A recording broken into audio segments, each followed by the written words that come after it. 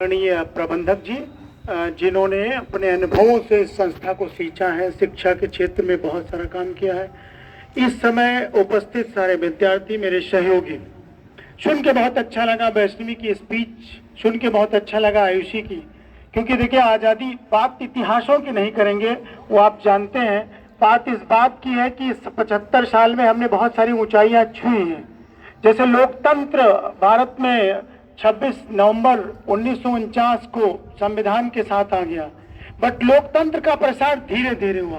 पहले केंद्र में सरकारें बनती थी, राज्य में सरकारें बनती थी, फिर लोकतंत्र का विकेंद्रीकरण हुआ, पंचायती राज आ गया, नगर निगम आ गया, फिर उसका विकेंद्रीकरण ऑफिसों में शुरू हो गया, परिवार में शुरू हो गया, निर्णय सामूहिक रूप से लिए जाने लगे। सेम अगर आज का युवा ये सोचता है, देखिए जब तक विचार की गहराइयां नहीं होती हैं तो फिर आगे आपकी सोच कर्म बन नहीं सकता, एक्शन बन नहीं सकते। अगर आयुषी ने ये पंक्तियां लिखी है तो इसका मतलब विचारों के गोते लगाए उन्होंने। सेम यही अपील है, क्योंकि सबकी अलग अलग ड्यूटी है, सबका अलग अलग स्ट्रेंथ है। हमारी ड्यूटी है बीइंग इंस्टीट्यूशन, हम डील कर रहे हैं ट्रेनिंग कॉलेज के रूप में, हम बहुत सारे शिक्षकों को निकाल रहे हैं, तो उनके अंदर जो सीट्स होना चाहिए उसकी बात मैं करता हूँ। सीट्स होनी चाहिए। आपका सारा डेवलपमेंट बहुत फास्ट चल रहा, हर लेवल की ऊंचाइयों पर है, स्पेस हो, न्यूक्लियर हो, इकोनॉमिक पावर हो, सब कुछ आप टेक्निकली जाने, आपके पास इंफॉर्मेशन के बहुत सारे सोर्सेज हैं, आप हर जगह देख रहे हैं, आप थर्ड पावर है, सेकंड पावर है, ठीक, आपके पास नॉलेज के बहुत सारे सोर्सेज हैं, बस सबसे बड़ा वो नॉलेज जो है वो कल्चरल पोल्यूशन लेके आया है। हमारी आजादी को हमारा सांस्कृतिक प्रदूषण छीन रहा है। हमको उस सांस्कृतिक प्रदूषण से आजाद होना है। जो बात अपनी पंक्तियों में आयुषी ने भी कहा, वैष्णवी ने भी कहा, यह बात हमारे सारे शिक्षकों में, जो भावी शिक्षक हैं, जो छात्राध्यापक हैं, वैसे तो शिक्षा यह डील करता है कि लाइफ टाइम आपको सीखना है। शिक्षा सिखाता यह है कि आपको जीने की स्किल क्या है, टाइम टू टाइम कोई पोल्यूशन या कोई चीज आते हैं तो उसको कैसे आप प्रिवेंट करेंगे। आज जो सबसे बड़ा पोल्यूशन है वो लगातार आपके संवेदना का जाना है। परिवार में, एक ही परिवार में जो यूनिटी है वो खत्म होती जा रही। बेटा बाप को नहीं ओबलाइज कर पा रहा, ठीक, वाइफ भी कहीं ना कहीं नहीं ओबलाइज कर पा रही। ये धीरे धीरे सोसाइटी में होता चला जा रहा, हर इंस्टीट्यूशन में होता चला जा रहा। आप लेते समय आपको चॉइस नहीं है।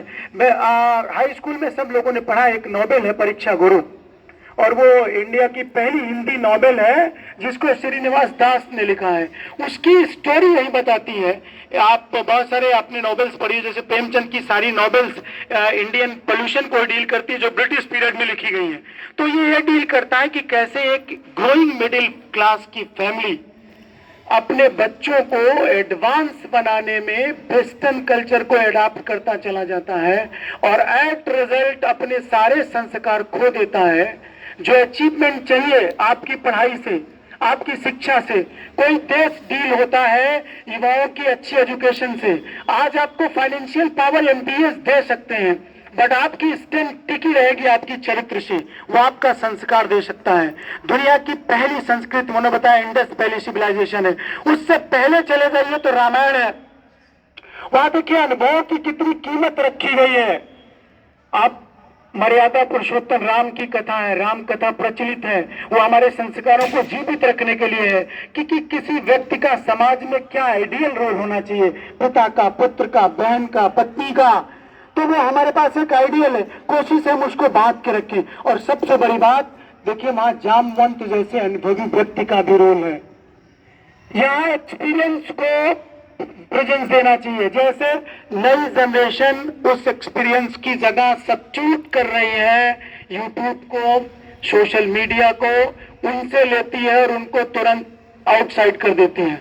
बट वो जो एग्जाम्पल, वो जो फ्रस्ट्रेटेड होते हैं, जो आपको टोकते हैं, वो यही उनका अनुभव है। कहीं न कहीं वो आपके अंदर संस्कारों को टूटता हुआ देखते हैं कि इसकी ग्रोथ तो हो रही है, एजुकेशनली है, जान तो जा रहा अंग्रेजी के शब्दों को, बोल भी ले रहा है, लेकिन उसके अंदर वो बात नहीं है कि पिता के लिए जो फीलिंग होनी चाहिए। अगर माँ को दर्द है, माँ को बुखार है, तो उसको चाय देना जरूरी है, ना कि कोचिंग जाना जरूरी है।